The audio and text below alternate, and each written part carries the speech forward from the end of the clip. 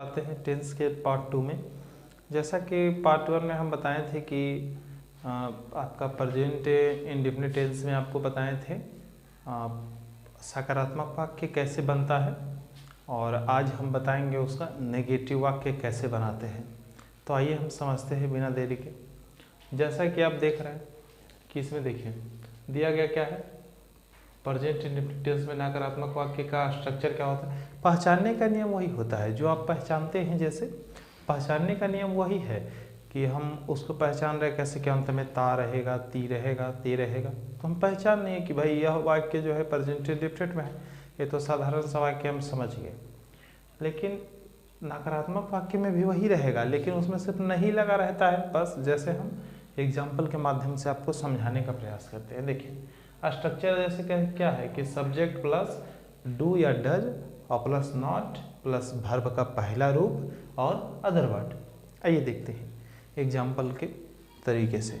जैसे इसमें एग्जाम्पल क्या दिया हुआ है, एग्जाम्पल दिया हुआ है राम नहीं खाता है, तो हम बिल्कुल स्ट्रक्चर के हिसाब से जो है वह इसको बनाएंगे। जैसे देखिए स्ट्रक्चर क्या है, पहले सब्जेक्ट है तो सब्जेक्ट यानी कर्ता, यानी कौन काम कर रहा है। राम नहीं खाता है तो कौन खा नहीं रहा है, तो राम, तो राम का स्पेलिंग लिख दिए। फिर क्या है डू या डज, तो पिछले क्लास में हम बताए थे कि ही सी इट या नाम हो तो उसमें क्या होता है डज लगाते हैं। तो देखिए यहाँ पे डज लग जाएगा, ये रहा डज। और फिर नॉट है क्योंकि वाक्य में नहीं है तो नॉट लगेगा, और नॉट के बाद क्या आएगा खाना का स्पेलिंग यानी V1 रूप, तो खाना का क्या होता है ईट, और अदर वर्ड नहीं दिया हुआ है तो कोई दिक्कत नहीं है हमें। आगे देखते हैं वे लोग घर नहीं जाते हैं, तो वे लोग घर नहीं जाते इसको कैसे बनाएंगे। यह पहला कर्ता है तो कर्ता का स्पेलिंग लिख देंगे। दे के साथ क्या लगता है तो डू लगता है। सिर्फ ही सी इट या नेम के साथ ही जो है वह लगेगा आपका क्या डज लगेगा, बाकी सबके साथ डू, तो ये डू हो गया। फिर क्या है नॉट नहीं का, और फिर जाना का क्या गो, वर्ब का पहला रूप यानी मूल रूप में क्रिया रहेगा। और कहाँ जा रहा है तो होम, तो गो टू होम। चलिए ये बन गया। अगला देखते हैं मैं नहीं खाता हूँ, तो मैं नहीं खाता हूँ यानी आई, और आई के साथ क्या लगेगा तो डू, और क्या लगेगा नॉट, उसके बाद पहला रूप वर्ब का पहला रूप ईट। चलिए ये बन गया। फिर जो है आगे हम आपको बताने का प्रयास करते हैं। आइए आगे देखते हैं। जैसे इसमें क्या क्या रहा है कि इंट्रोगेटिव सेंटेंस, यानी इंट्रोगेटिव सेंटेंस कह रहा है, यानी अगला वाक्य देखते हैं। नेगेटिव वाला हम आपको बता दिए, और इसमें देखिए इंट्रोगेटिव सेंटेंसेस बोल रहा है। तो इंट्रोगेटिव सेंटेंस में क्या है कि स्ट्रक्चर देखिए दिया हुआ है, क्या स्ट्रक्चर दिए हुए हैं कि डू या डज प्लस सब्जेक्ट और V1, यानी आप सिर्फ सकारात्मक वाक्य में ही वर्ब 1 और V5 का यानी वर्ब के 5वां रूप का उपयोग कर सकते हैं। बाकी जो है इन सभी में V1 ही लगता है। जिसमें डू या डज आ गया तो उसमें समझ लीजिए कि वर्ब का पहला रूप ही लगेगा। देखिए कहता है डू या does plus subject plus verb का पहला रूप और अदर वर्ड। तो क्या कहता है कि क्या वे लोग खाते हैं, क्या वे लोग खाते हैं, तो ध्यान दीजिएगा। जैसे इसमें क्या कह रहा है क्या वे लोग खाते हैं, तो सब्जेक्ट क्या है इसमें वे लोग है, तो वे लोग के साथ क्या लगता है तो डू लगता है। तो देखिए डू लगा दिए। फिर क्या लगाएंगे, फिर देखिए मार्कर चल नहीं रहा है इसलिए ब्लैक वाले से ही हम कर देते हैं। डू हो गया। तो उसके बाद क्या है देखिए वे लोग यानी सब्जेक्ट बोल रहा है तो वे लोग का क्या होता है दे। तो हमेशा आप एक बात ध्यान रखिएगा कि यहाँ जो डू या डज का प्रयोग होगा वो सब्जेक्ट के अनुसार ही होगा। अब क्या कहता है वर्ब का पहला रूप, तो ये क्या कर रहा है खा रहा यानी इट हो गया, प्रश्नवाचक चिन्ह आपका कंप्लीट हो गया। सेकंड वाला कहता है क्या मैं दौड़ता हूँ, क्या मैं दौड़ता हूँ, तो मैं यानी आई के साथ क्या लगता है डू, उसके बाद मैं है, मैं का क्या करेंगे आई, उसके बाद दौड़ना का क्या हो जाएगा रन, इसका पहला रूप ये आपका कंप्लीट हो गया। अगला कहता है कि क्या बच्चे हंसते हैं, क्या बच्चे हंसते हैं, तो बच्चे क्या होते हैं चिल्ड्रेन, तो चिल्ड्रेन क्या है बहुवचन है, तो बहुवचन में भी क्या लगेगा, डू लगेगा। उसके बाद क्या कर देंगे, चिल्ड्रेन, यानी चिल्ड्रन लिख दिया। और चिल्ड्रन क्या करते हैं, तो चिल्ड्रन जो है वो हंसते हैं। तो हंसना का क्या होता है, लाभ, LAUGH। ये आपका जो है कंप्लीट हो गया, यानी यह आपका इंट्रोगेटिव सेंटेंस समाप्त। चलिए, आशा करते हैं कि आपको समझ में आया होगा। हम जो है आगे हम बताते हैं WH क्वेश्चन के बारे में। चलिए, WH question, present indefinite tense का WH क्वेश्चन कैसे बनता है। जैसे WH क्वेश्चन बनाने का क्या नियम है, स्ट्रक्चर यहाँ पे लिखा हुआ है, what, where, when, why, how. WH question जो है इसी से स्टार्ट होगा, इन्हीं शब्दों से। और डू या डज प्लस सब्जेक्ट, और उसके बाद नॉट, V1 या अदर वर्ड। या नॉट इसलिए इसमें लगा दिए कि ताकि सोचे कि अगला नेगेटिव WH क्वेश्चन क्या बनाना चाहिए, एक ही में ये होता है, तो हम इसलिए इसी में लिख दिया। अगर नॉट होगा वाक्य में तो लगाएंगे, नहीं होगा तो नहीं लगाएंगे। चलिए देखते हैं, आइए देखते हैं कैसे एग्जाम्पल के माध्यम से हम लोग समझते हैं। जैसे देखिए यहाँ दिया हुआ है कि राम क्या खाता है, तो राम क्या खाता है, यहाँ देखिए इसका बीच में जो क्या है ना, ये वर्ड पहले लिखाएगा। ये बात ध्यान में रखिएगा, WH क्वेश्चन में जब भी प्रश्न पूछेगा तो प्रश्नवाचक वाक्य, प्रश्नवाचक जो शब्द होगा, प्रश्न वाला शब्द, उसका अनुवाद पहले किया जाएगा। तो यह क्या है, तो क्या का क्या है, व्हाट, व्हाट लिखेंगे। फिर क्या है, नाम है, तो नाम के साथ क्या लगता है, डज या डू, तो डज, DOES, डज। उसके बाद क्या है, सब्जेक्ट है, तो सब्जेक्ट क्या है, राम, तो राम लिख दिए। फिर क्या है, नॉट है, तो नॉट इसमें लगा हुआ है, नहीं, तो नॉट नहीं लगा, छोड़ दिए। फिर वर्ब का पहला रूप, तो वर्ब का पहला रूप क्या है, गो नहीं, इट, खाना, इट हो गया। देखिए, what does Ram it, Ram क्या खाता है, ये आपका बन गया। अदर वर्ड नहीं है तो नहीं, छोड़ दिए। श्याम घर क्यों जाता है, तो क्यों का देखिए, या यहाँ पे हम नेगेटिव एक ले लेते हैं। देखिए यहाँ पे मान लीजिए श्याम घर क्यों नहीं जाता है, यहाँ हम नेगेटिव एक ले लेते हैं कि श्याम घर क्यों नहीं जाता है, तो नहीं जाता है तो क्यों, वाई।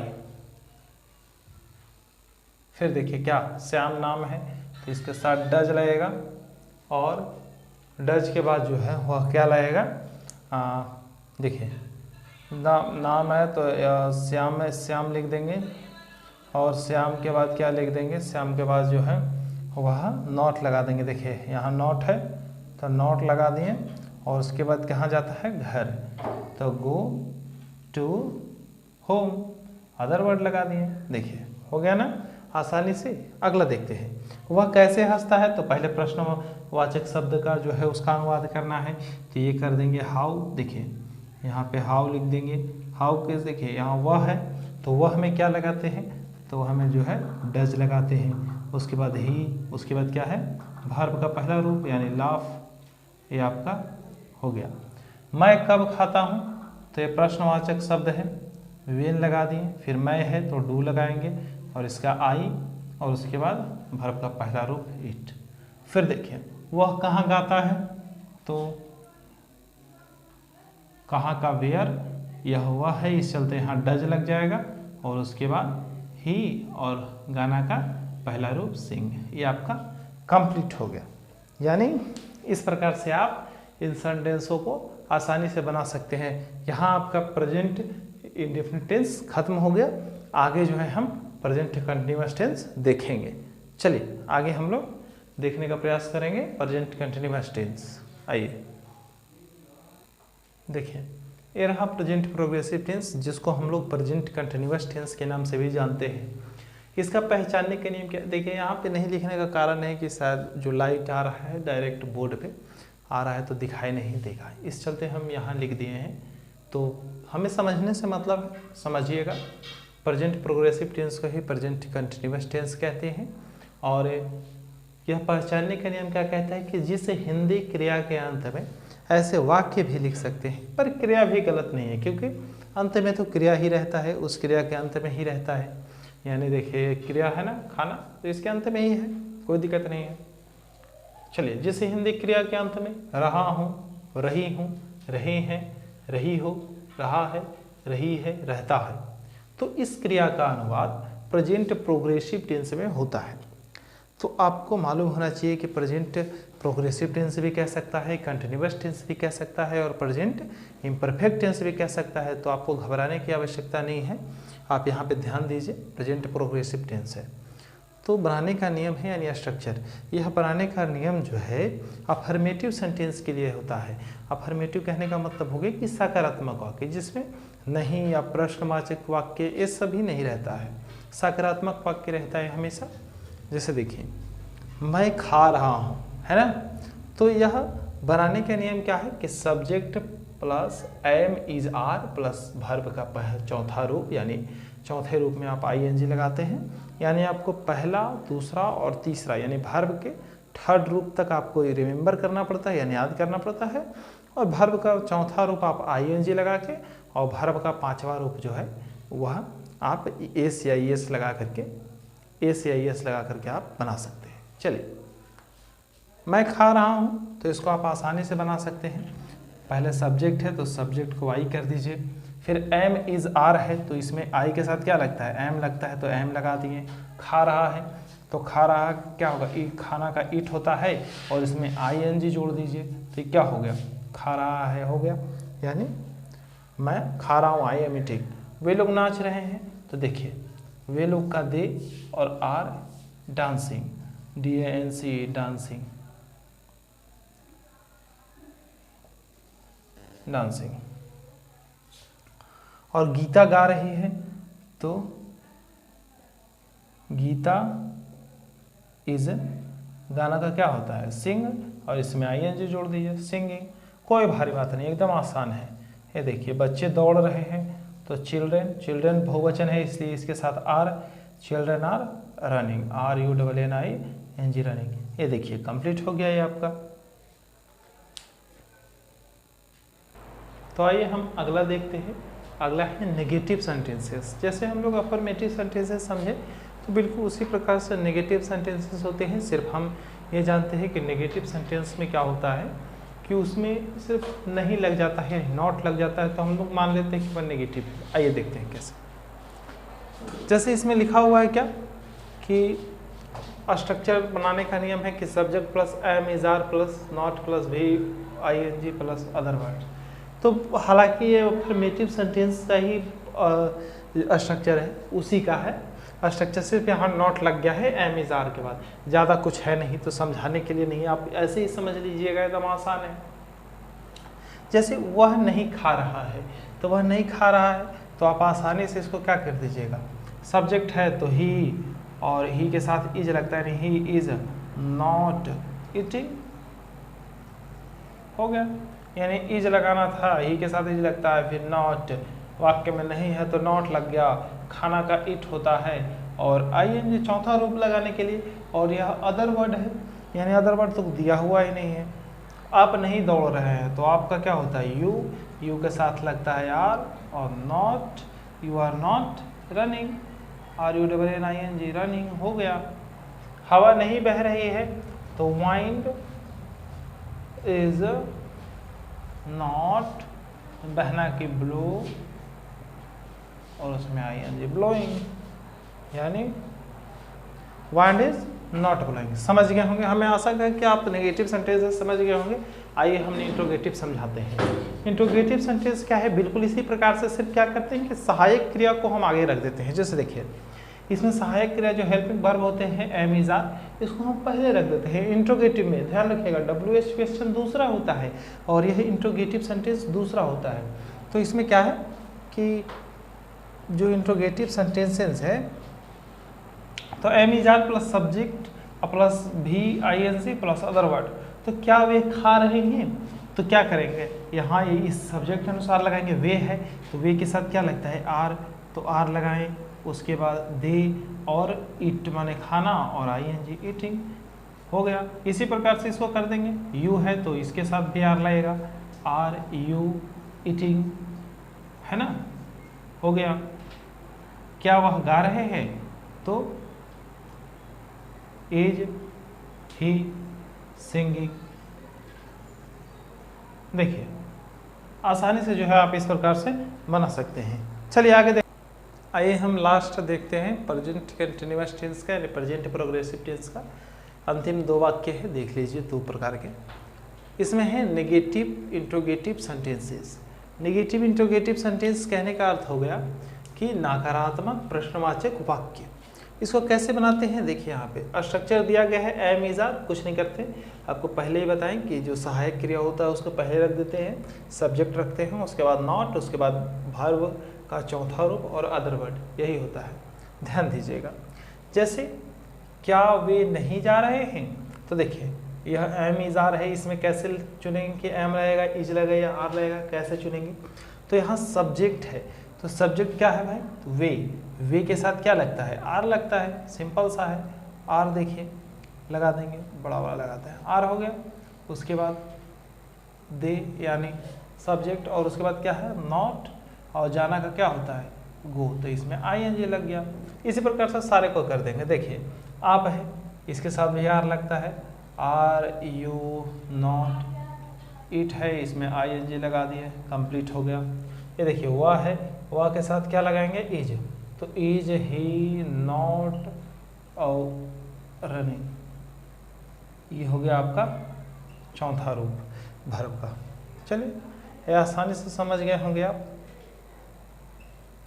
ये समझ गए होंगे कि इंट्रोगेटिव नेगेटिव इंट्रोगेटिव कैसे बनता है। इंट्रोगेटिव का भी सिर्फ नॉट लग जाता है, वही आपका जो है वह नेगेटिव इंट्रोगेटिव हो जाता है। आइए देखते हैं इधर WH क्वेश्चन कैसे बनता है। तो आप WH क्वेश्चन का स्ट्रक्चर देख लीजिए, what, where, why, how, when, यानी जो व्हाट वेयर से स्टार्ट हो वही WH क्वेश्चन कहलाता है। तो उसमें क्या है? एम इज आर है सहायक क्रिया के रूप में, उसके बाद सब्जेक्ट, उसके बाद नॉट लगाते हैं, उसके बाद वर्ब के चौथा रूप, उसके बाद जो है हम अदर वर्ड करते हैं।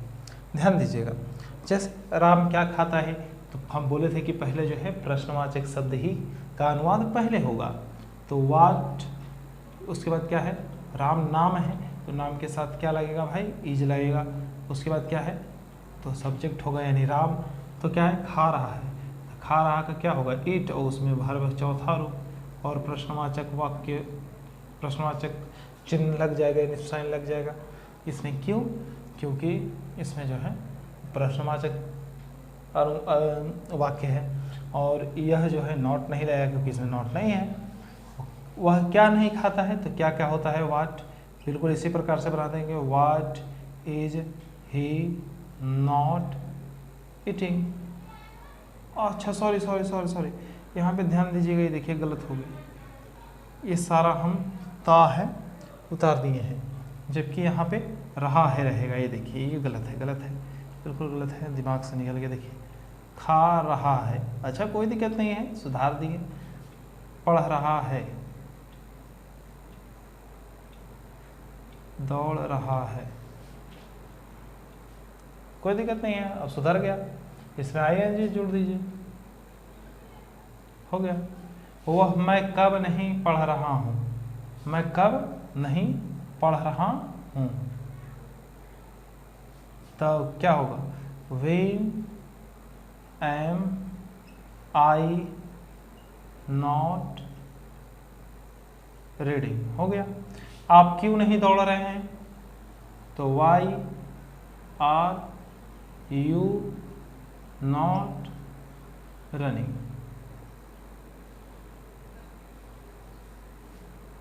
चलिए ये आपका कंप्लीट हो गया। आशा करते हैं कि आपको समझ में आया होगा ये सारा चीज़।